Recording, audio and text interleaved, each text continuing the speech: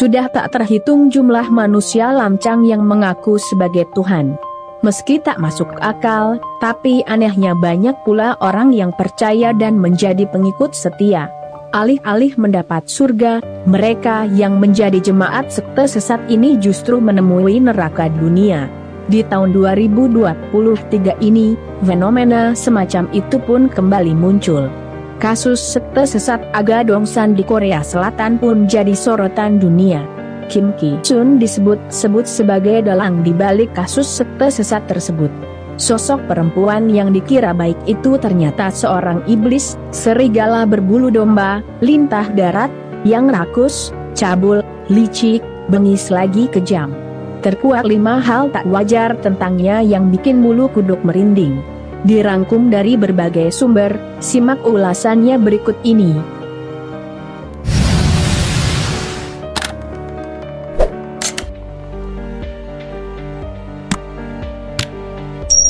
Aga Dongsan berarti baby garden atau taman bayi.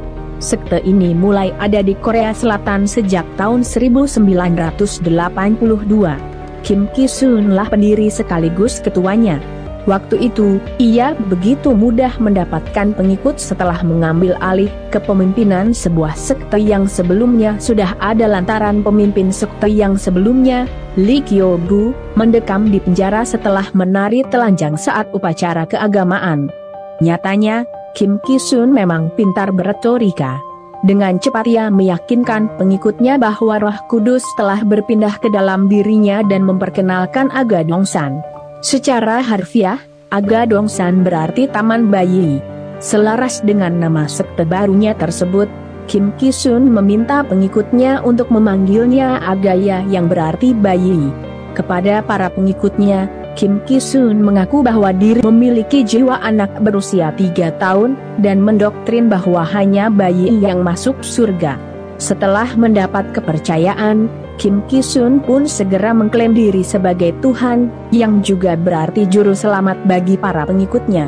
Ia juga menyebut bahwa Aga Dongsan adalah representasi surga dunia.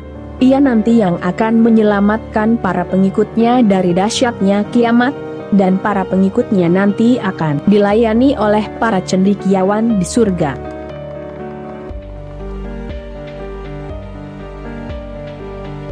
Agar bisa diakui sebagai anggota Aga Dongsan, orang-orang harus menyetor sejumlah uang. Bagi yang tidak mampu, mereka diwajibkan untuk bekerja.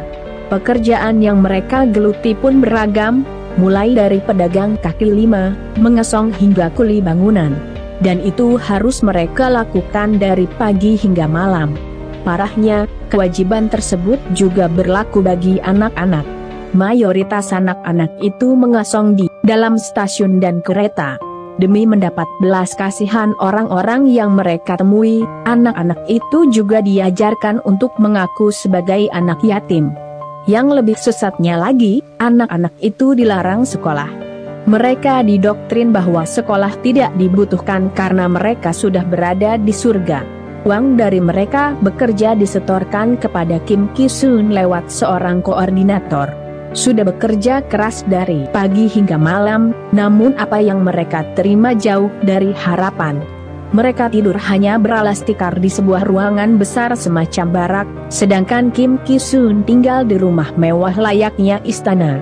Dengan memperbudak para pengikutnya yang tidak mampu menyetor uang di awal mereka bergabung dengan Aga Dongsan ini, jugalah Kim Ki-sun menumpuk pundi-pundi kekayaan hingga belakangan bisa sampai mendirikan Shinara Record.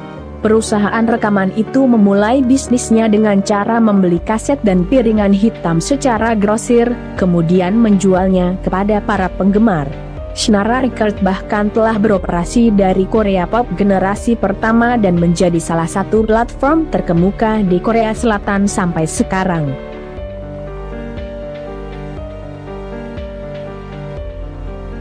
Hal tak wajar pun terus berlanjut. Sekte yang Kim Ki-sun sebut surga, itu ternyata adalah neraka terselubung. Kim Ki-sun kerap melakukan kekerasan disertai dengan penyiksaan kepada para pengikutnya yang menurutnya melakukan kesalahan atau dosa. Orang yang dianggap berdosa akan dipukuli. Kim Ki-sun juga meminta ayah ibu dari si pendosa untuk ikut memukuli. Begitu pula sebaliknya ketika si orang tua yang dianggap melakukan kesalahan atau dosa, maka anak-anaknya juga diminta untuk memukuli orang tua mereka sendiri. Tak berhenti di situ, setelah dipukuli oleh keluarganya sendiri, Kim Ki-sun bersama pengikutnya akan mengeroyok orang tersebut. Setelah mereka puas, korban dibiarkan begitu saja. Seringnya, mereka yang jadi sasaran kekerasan dan penganiayaan mati perlahan setelah berjam sekarat. Keesokan harinya baru mayat si korban dikremasi atau dikubur.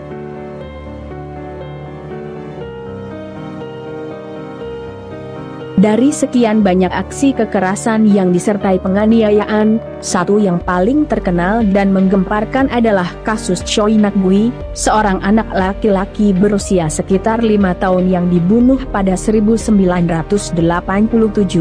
Saat itu, Nak-gu sedang tantrum dan buang air besar. Kim Ki-sun malah menuduh anak kecil itu sedang kerasukan setan dan akhirnya mengikatnya di kandang babi. Ia kemudian menyuruh bibinya untuk menyuapi Nak-gu kotoran babi. Setelahnya, Nak-gu dipukul berkali-kali dengan tongkat kayu oleh bibinya dan beberapa orang dewasa lain.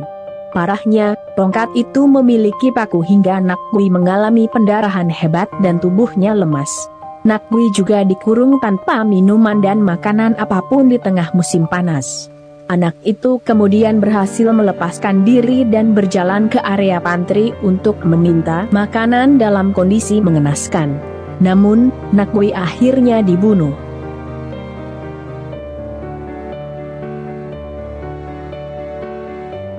Di Agadongsan, ada aturan yang mengharuskan para pengikutnya untuk melepaskan diri dari hasrat seksual. Laki-laki dan perempuan tidak boleh saling menyukai. Suami istri pun harus berpisah dan tinggal di asrama sesuai jenis kelamin masing-masing. Anehnya, Kim Ki-sun sering memanggil pengikut prianya secara pribadi ke kamarnya. Ia secara spesifik memilih laki-laki muda yang tampan dan mengajak mereka berhubungan seksual.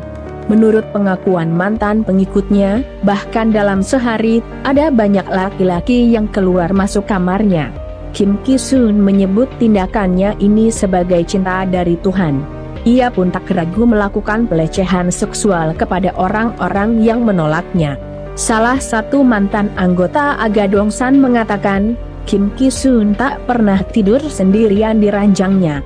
Dia tidak melakukan itu, maksudnya hubungan seksual, dengan sembarang orang. Dia hanya melakukan dengan orang yang dia mau. Anda kira apa yang mereka lakukan di ruang tertutup setiap bertemu, ujar mantan anggota Agadongsan. Sampai jumpa lagi di lain kesempatan. Salam sejahtera selalu buat Anda sekalian. Terima kasih.